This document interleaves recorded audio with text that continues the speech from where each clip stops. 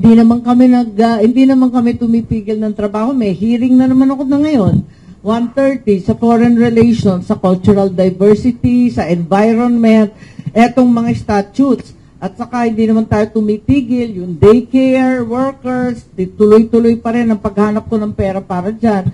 So, hindi naman tayo tumitigil. Yun nga lang, nadagdagan. Yun talaga, nadagdagan. Ang nakakatawa, sila yung unang bumira nito eh.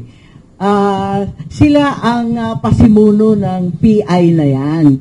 Hindi naman kami. Ngayon, nung tuklasan ng Senado at inusisa, biglang umaaray sila at sasabi mag-ceasefire. Wala tayong magagawa. May kailangan managot kapag ginamit ang pondo ng gobyerno. May kailangan parusahan. At higit sa lahat, maliwanag na yung PI hindi pa tapos. Maraming lugar katulad sa Benguet, sa Samar, sa kung saan-saan, tuloy-tuloy pa rin ang paglilikom ng pirma.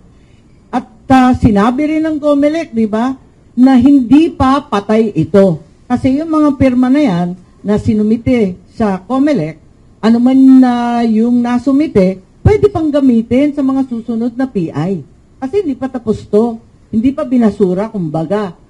At sinuspindi lang nila yung pagtatanggap. Pero yung natanggap na, paano? So, hindi pa matatapos yung hearing nyo on PI soon? You're not seeing that complete? Well, the hearing on PI concerns several things. Ano? Yung una na gusto ko talagang tutukan is yung pag-aaral natin, paano ba mag-conduct ng PI na tama? So, yung proseso, yung pamamaraan, yun ang gusto ko unahin. So, palagay ko, huwag naman ceasefire yan, ano? Maganda yan kasi sila nagpupumiglas na magkaroon ng PI. Alamin natin yung tama. Hindi naman kami kontra sa TSA, kontra sa economic provisions. Ang kinukontrahan namin yung suhulan.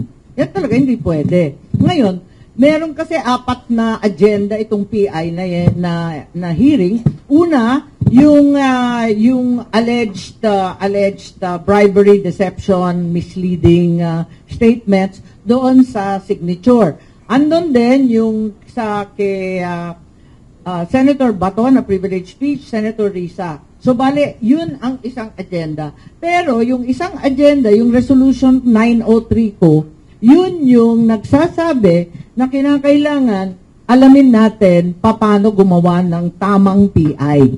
Yun yung resolution 903. At doon talaga pinapaliwanag natin na may tamang pamamaraan. Hindi ganito.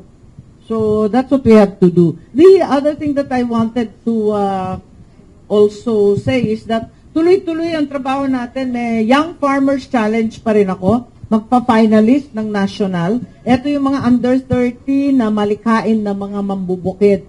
Mga bagets na mga high-tech ang kanilang inventions and so on. Yung isa, Young Creatives Challenge naman, ito naman yung artist. Musiko, dati Metro Pop ako, diba? Tsaka experimental cinema, theater, lahat yan. At sa Young Creatives Contest. So tuloy-tuloy naman yung trabaho, sige pa rin. Yun nga lang, talaga naaabala tayo masyado nito.